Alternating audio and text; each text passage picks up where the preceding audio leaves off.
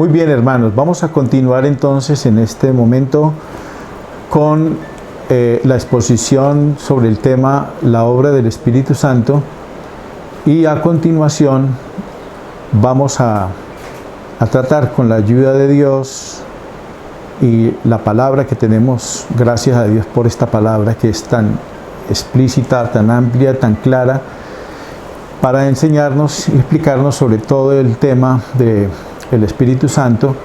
Y vamos a mirar entonces en este momento por qué fue que Dios prometió el Espíritu Santo. En Romanos capítulo 8, los primeros versículos dicen así: Ahora pues ninguna condenación hay para los que están en Cristo Jesús, los que no andan conforme a la carne, sino conforme al Espíritu. Porque la ley del Espíritu de vida en Cristo Jesús me ha librado de la ley del pecado y de la muerte. Porque lo que era imposible para la ley, por cuanto era débil por la carne, Dios, enviando a su Hijo en semejanza de carne de pecado, y a causa del pecado, condenó al pecado en la carne, para que la justicia de la ley se cumpliese en nosotros, que no andamos conforme a la carne, sino conforme al Espíritu. Porque los que son de la carne piensan en las cosas de la carne, pero los que son del Espíritu en las cosas del Espíritu. Porque el ocuparse de la carne es muerte, pero el ocuparse del Espíritu es vida y paz. Por cuanto los designios de la carne son enemistad contra Dios, porque no se sujetan a la ley de Dios, ni tampoco pueden. Y los que viven según la carne no pueden agradar a Dios. Mas vosotros no vivís según la carne, sino según el Espíritu, si es que el Espíritu de Dios mora en vosotros. Y si alguno no tiene el Espíritu de Cristo, no es de él. La mejor explicación que nosotros podemos encontrar en las Sagradas Escrituras de el por qué Dios prometió el Espíritu Santo está en la carta escrita a los Romanos.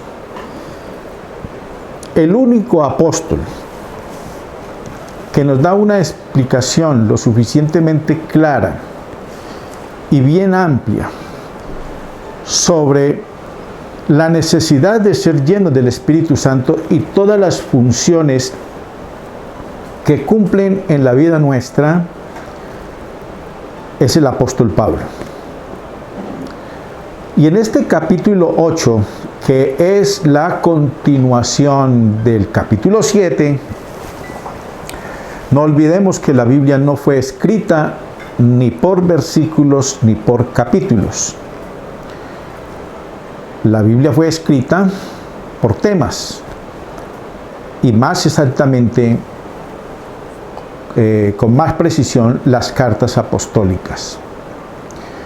Es bueno hacer una anotación en esta hora que me parece supremamente importante en la exposición de la teología sobre la obra del Espíritu Santo. El apóstol Pablo, les decía, es el único que nos da una explicación bien amplia acerca de la obra del Espíritu Santo. El libro de los Hechos de los Apóstoles, que ha sido la fuente que se ha tomado desde hace muchos años de la iglesia, y me refiero no a la iglesia primitiva, sino más bien la iglesia de este siglo moderno, más exactamente a partir del año 1903, que fue donde se dio inicio a un gran avivamiento que muchos de nosotros ya conocemos. Se tuvo lugar en Estados Unidos, en Los Ángeles, y más conocido en la calle Azusa, bueno, es una historia muy interesante y pronto más adelante estaré hablando un poquito sobre ello para que nosotros consideremos que lo que allí sucedió también tuvo sus defectos. De pronto ustedes no hayan caído muy en cuenta, y para esto sería muy importante que ustedes conocieran un poco más la historia. Eso lo pueden ver también a través de YouTube, donde están estas historias sobre los grandes avivamientos de hace unos años atrás, del siglo pasado, más exactamente. Pablo es el único apóstol que nos da una explicación bien amplia acerca de la obra del Espíritu Santo. Les decía, no hay otro capítulo o no hay otras cartas donde encontremos las mejores explicaciones como las que nos da el apóstol Pablo. En el libro de los Hechos de los Apóstoles, el libro de los Hechos, yo he venido argumentando y así lo sostienen y lo sostenemos muchos, que el libro de los Hechos de los Apóstoles es un libro histórico y de él no podemos hacer nosotros las doctrinas de la Biblia, porque es un libro escrito por Lucas, igualmente el Evangelio de Lucas, es el mismo escritor. Lo que hace allí es mostrarnos a nosotros cómo se dio inicio a la iglesia, lo que sucedió en los primeros, el libro de los Hechos del capítulo 1 al capítulo 28 abarca una historia de aproximadamente 30 años. Y en esos 30 años lo que hace el escritor es mostrarnos y dejar bien claro qué fue lo que pasó en esa iglesia que empieza en el siglo I, y que ahí en el libro de los Hechos, como les decía, es una historia de aproximadamente 30 años. Ahí no encontramos nosotros abordada ninguna de las doctrinas y explicada. Es un libro con principios doctrinales, pero no es un libro doctrinal. No encontramos en el libro de los Hechos de los Apóstoles ni siquiera una de las doctrinas explicadas. No existe. Usted puede buscar cualquiera de las doctrinas que usted conoce. Y si usted busca el libro de los Hechos de los Apóstoles, ninguna de ellas la va a encontrar explicada en este libro. Porque es un libro que no tiene, no se hizo con esa finalidad. Es un libro que lo que hace es mostrarnos cómo comienza la iglesia, cómo se desarrolla la iglesia durante estos 30 años aproximadamente. Y si queremos saber entonces dónde está la explicación sobre las diferentes doctrinas, pues tenemos que recurrir a las cartas apostólicas. En las cartas es donde nosotros encontramos todo el tema relacionado con la obra del Espíritu Santo y otros temas más que nos explica la palabra del Señor. Romanos capítulo 8, Romanos capítulo 7 nos enseña acerca de el por qué Dios prometió el Espíritu Santo. Y aquí encontramos entonces cómo el apóstol Pablo nos hace una descripción acerca de lo que es la naturaleza del hombre. El capítulo 7, versículo 7 en adelante, dijo el apóstol Pablo lo siguiente: ¿qué diremos pues? ¿La ley es pecado? En ninguna manera. Pero yo no conocí el pecado sino por la ley, porque tampoco conociera la codicia si la ley no dijera, no codiciarás. Mas el pecado, tomando ocasión por el mandamiento, produjo en mí toda codicia, porque sin la ley el pecado está muerto. Y yo sin ley vivía en otro tiempo, pero venido el mandamiento, el pecado revivió y yo morí. Vamos a dejar hasta ahí. Ahora seguimos con el resto de la lectura.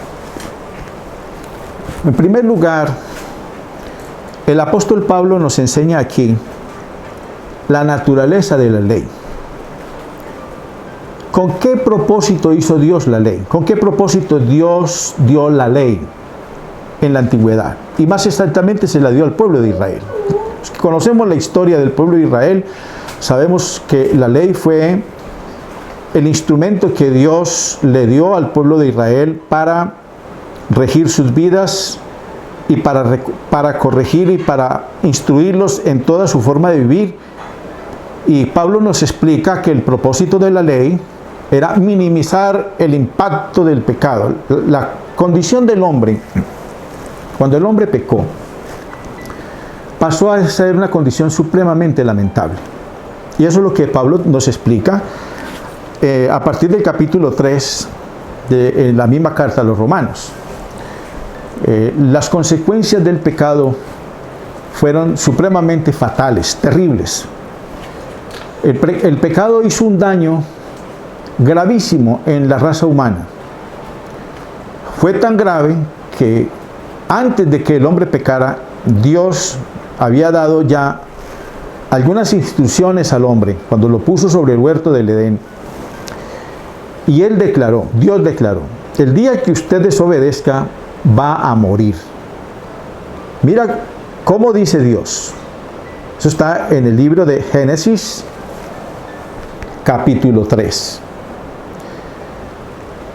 ¿Qué pasó con el hombre cuando desobedeció? Efectivamente, ocurrió lo que ya Dios había anunciado. El hombre sufrió un daño que lo afectó no solamente espiritualmente, lo afectó en toda su vida integral. El hombre es espíritu, alma y cuerpo. Se dice que el hombre es un ser tripartito, por la composición como nosotros fuimos formados, fuimos hechos. El daño que ocasionó el pecado fue total. Dios, o más bien, el pecado no nos hizo un daño parcial. No, el daño que ocasionó el pecado fue total. De tal manera que nosotros morimos. Adán murió. Y en Adán todos murieron. En Adán todos pecaron y en Adán todos murieron. Es lo que el apóstol Pablo nos explica en esta carta. En estos capítulos anteriores al capítulo 7, el apóstol Pablo está haciendo bien clara la explicación. Entonces, en este capítulo que acabo de leer, 7, en el versículo 7, Pablo empieza diciendo que pues la ley es pecado. San Pablo dice, no, en ninguna manera. La ley es buena. Pero dice él, yo no conocí el pecado sino por la ley. Porque yo no conocería qué es codicia si la ley no dijera, no codiciarás. Es decir, que cuando viene el mandamiento, es donde sale a la luz la gravedad del pecado. ¿Cómo se podía identificar el pecado? El hombre mismo no podía ni identificarlo siquiera. Pero el Creador, nuestro Dios, que hizo al hombre, Dios sabía en dónde estaba el pecado, todo el daño que se había ocasionado en el hombre. Y eso es lo que hace San Pablo al escribir esta carta. Mostrarnos a nosotros en qué condición estamos. Entonces Pablo dice, mire, la ley es buena, pero yo encuentro un problema. El pecado está en mí. Aquí usted, al leer detenidamente estos versículos, usted va a encontrar varias cosas. Pablo nos habla de antes de conocer la ley, ahora que conoce la ley y después de la ley. Antes de conocer la ley, ¿cómo vivía? En ignorancia completa, sin tener el conocimiento de lo que estaba haciendo. Pero cuando viene la ley, entonces Pablo dice, ahora sí entiendo qué es lo malo. Y el pecado, entonces revivió en mí. Ahora bien, ¿qué hace la ley? La ley te dice, no hagas esto porque es malo, no hagas esto porque está en contra de la voluntad de Dios, no hagas esto, no hagas esto, no hagas esto. Pero Pablo, ¿qué es lo que nos dice en esta carta? Yo estoy vendido al pecado. La ley es buena, pero la ley no pudo hacer nada por el hombre. ¿Por qué? Por las condiciones en las que el hombre estaba. Que eso es lo que vemos aquí en el capítulo 8, versículo 1. Ahora pues ninguna condenación hay para los que están en Cristo Jesús, los que no andan conforme a la carne, sino conforme al Espíritu. Versículo 2, porque la ley del Espíritu de vida en Cristo Jesús me ha librado de la ley del pecado y de la muerte. Y el verso 3, Porque lo que era imposible para la ley, de la que está mencionando aquí en el versículo 7, capítulo 7. ¿Qué fue lo que fue imposible para la ley? Mejorar nuestras vidas, corregirnos. La ley no pudo hacer nada por nosotros. ¿Y por qué no pudo hacer nada? Por la condición en la que nosotros estábamos. Nuestra naturaleza se dañó de tal manera que aunque haya una ley, nosotros no podemos mejorar. La ley no pudo mejorar a nadie. Y eso lo vemos nosotros en los evangelios. Jesús le dijo a la gente: ¿no os dio Moisés la ley y ninguno de vosotros la cumple? Ninguno cumplió la ley. Jesús nos declara: el único que ha cumplido la ley fue Cristo. Y por esa razón es que nosotros en Cristo es que somos justificados, porque Él es el único que cumplió la ley. Usted no es justificado por lo que usted hace, ni yo hago, ni nosotros hacemos, ni procuramos hacer. Somos justificados es en Cristo por lo que Él hizo por nosotros y porque fue el único que cumplió la ley. Nuestra naturaleza no nos permite. Nosotros estamos en un cuerpo muerto, en un cuerpo que va destinado para la tumba. Esa es la realidad. Entonces, la ley no pudo mejorar a nadie. Pero Pablo dice: la ley es buena, la ley es santa, pero yo soy impotente ante la ley. Que eso es lo que San Pablo nos dice aquí. Yo hago lo que no entiendo, pues no hago lo que quiero, sino lo que aborrezco, eso hago. Esto es impresionante lo que Pablo nos explica acá. ¿Por qué razón el hombre hace lo que no quiere? Porque tú estás dañado, porque yo estoy dañado, porque nosotros nos dañamos. El pecado nos dañó a todos. Tal fue la consecuencia del mal que nos llevó a la muerte. Recordemos las palabras de Pablo cuando escribió su carta a los Efesios capítulo 2. En el capítulo 2 de Efesios, el apóstol Pablo dice: nosotros estábamos muertos en delitos y pecados. ¿Cómo nos encontró Dios a nosotros? Ni siquiera medio muertos, ni heridos, nos encontró muertos. Y Jesús nos dio vida cuando vosotros estabais muertos en vuestros delitos y pecados, en los cuales anduvisteis en otro tiempo siguiendo la corriente de este mundo, conforme al príncipe de la potestad del aire, el espíritu que ahora opera en los hijos de desobediencia. O sea que cuando el diablo trajo el mal a la tierra, dañó al hombre, lo mató y quedó bajo su dominio. Esa era nuestra condición, no era otra. Entonces Pablo, al explicarnos aquí el por qué Dios nos dio el Espíritu Santo, por qué Dios prometió el Espíritu Santo, lo prometió precisamente, ¿por qué? Porque es la única fuente de vida, el Espíritu de Dios. Es la única provisión de Dios que te hace diferente. Tú no puedes pensar diferente si no te llenas del Espíritu Santo. Tú no puedes ser diferente si no te aferras de la mano del Señor. Y Dios te provee de su naturaleza. Es la única manera para vivir una vida victoriosa. El apóstol Pablo dijo esto: pero veo otra ley en mis miembros que se rebela contra la ley de mi mente y que me lleva cautivo a la ley del pecado que está en mis miembros. El apóstol hace referencia al pecado como una ley. Es decir, los seres humanos, ¿por qué pecamos? Porque somos pecadores. Porque hay una ley, sencillamente hay una ley, en la que todos nosotros, los seres humanos, quedamos atrapados desde que Adán pecó. No sé si alguna vez has leído el Salmo 51. Qué declaración tan importante la que hizo el rey David. Yo reconozco mis rebeliones, dijo David, mi pecado está siempre delante de mí. Contra ti solo he pecado, he hecho lo malo delante de tus ojos. Y decía David, quiero citar el pasaje, he aquí que en pecado he sido concebido o he sido formado y en pecado me concibió mi madre. ¿Sabe usted todo lo que eso significa?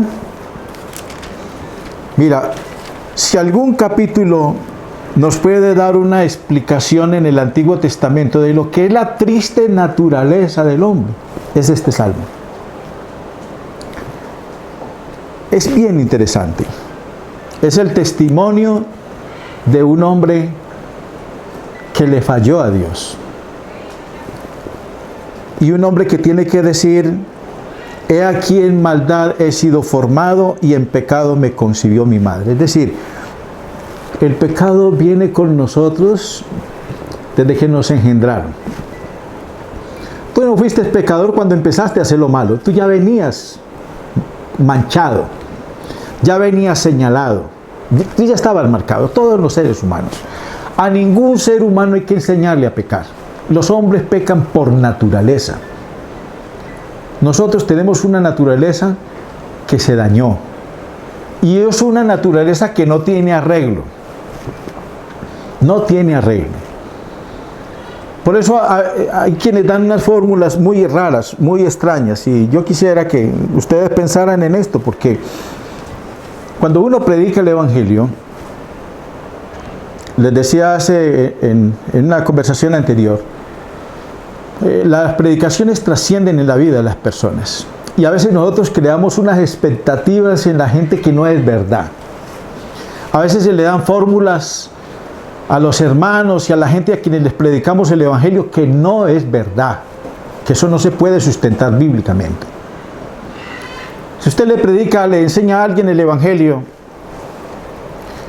y le dice, mire, la única manera es el ayuno. Al pecado la única forma de cerrarle las puertas es a través del ayuno y a través de la oración. Haz el ensayo.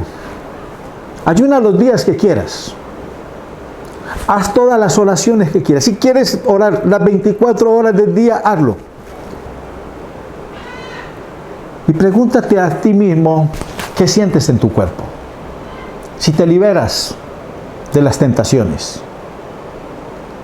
No es posible, porque es que esta naturaleza está dañada. Si así fuera los apóstoles, cualquiera de ellos, el mismo Señor Jesús lo hubiera enseñado. Pero Jesús, ¿qué dijo? A la verdad, la carne es débil. La carne es débil. La carne se dañó. Tú estás en una casa, en una habitación, igual que yo. Si a mí alguien, yo como pastor, alguien me predica, pastor, dígame la verdad. ¿Usted siente tentaciones? ¿Usted qué cree que yo le voy a responder a esa persona? ¿Cómo me voy a atrever yo a decirle mentira? No, yo me entregué al Señor y yo que vea, ando por el aire, no siento nada. Yo tendría que haber dejado de ser un humano. Sería decir mentiras. Los seres humanos, todos estamos vestidos de un cuerpo que falla, que es débil. Si así no fuera, entonces la Biblia no nos diría lo que nos dice. La carne no se sujeta a la ley de Dios ni tampoco puede. Nosotros tenemos una batalla continuamente con nosotros mismos. El primer enemigo que todos nosotros tenemos no está ni allá afuera. Uno a veces cree que el problema nuestro está afuera. El problema nuestro no está afuera, el problema nuestro está adentro, está con nosotros mismos, está en ti, está en mí, está en mi mente. Porque yo tengo una naturaleza que se dañó. Y mira lo que dijo el apóstol Pablo. Miserable de mí, ¿quién me librará de este cuerpo de muerte? ¿A qué cuerpo de muerte se estaba refiriendo? a esa ley que se llama pecado. Yo no sé si alguna vez te has enterrado una espina. Qué dolor, ¿verdad? Y dependiendo de la espina, porque hay unas espinas que duelen más que otras. Bueno, yo he tenido esa experiencia, no una vez, sino muchas veces, de meterme una espina en el pie o en una mano. ¡Qué dolor! Bueno, si alguno no sabe qué es una espina, qué es el dolor de enterrarse una espina, pues yo le diría, bueno, ¿por qué no tratas de hacer el ensayo? Para que lo experimentes en tu propio cuerpo. Una espina es dolorosa. Pero ¿sabes qué es el pecado? Mira, es como si se te hubiera clavado una espina en tu cuerpo que nunca la has podido sacar. Que te va a atormentar toda tu vida. Si vives 100 años estarás atormentado, porque esa espina no te la puedes sacar. Ninguno de nosotros la podemos sacar. Si nosotros nos pudiésemos liberar de esa espina, la gente no se descarriaría, no abandonaría los caminos del Señor. La gente no fallaría. Cuando el apóstol Juan escribió su primera carta, en su primer capítulo, ¿sabes qué dijo el apóstol Pablo? Hijitos míos, estas cosas os escribo para que no pequéis. Pero si alguno ha cometido pecado, abogado tenemos para con Dios, a Jesucristo el justo. Cuando el apóstol Juan escribe esa carta, ¿de qué está hablando? ¿Qué nos está enseñando? Nos está diciendo quiénes somos nosotros. Nos está recordando que tenemos una naturaleza que se dañó. ¿Y sabes qué dice Juan? Si alguno dice que no tiene pecado, ¿es qué? Un mentiroso. No digas mentiras. Tienes que decir la verdad, tienes que ser honesto. Y cuando nosotros le predicamos el evangelio a alguien para que se salve, tenemos que predicarle el evangelio tal cual como es. Pero entonces viene la gran pregunta: ¿qué es entonces lo que nos hace diferentes? ¿Cuál es la provisión que Dios hizo para nosotros los pecadores? Esto es lo maravilloso. Esto es lo grande. Esto es lo glorioso. Que Dios prometió el Espíritu Santo. Esa es otra naturaleza. ¿Qué es el Espíritu Santo? Es Dios mismo. Dios que se mete en nuestras vidas, en tu vida, en mi vida, en nuestra vida, y que nos hace diferentes. ¿Por qué una persona puede llegar a pensar diferente? A vivir diferente. ¿Por qué nosotros hoy vivimos una vida diferente? Porque sucedió un milagro. El milagro de la salvación. Y esta salvación vino acompañada de un elemento supremamente importante: la presencia de Dios, que Él prometió a todos los creyentes. Mateo capítulo 28, lee el último versículo del capítulo 28 del Evangelio de Mateo. Esas últimas palabras de ese capítulo que dicen: dijo el Señor, he aquí, yo estoy con vosotros todos los días hasta el fin del mundo. Qué promesa tan grande la de Dios. Acompañarnos.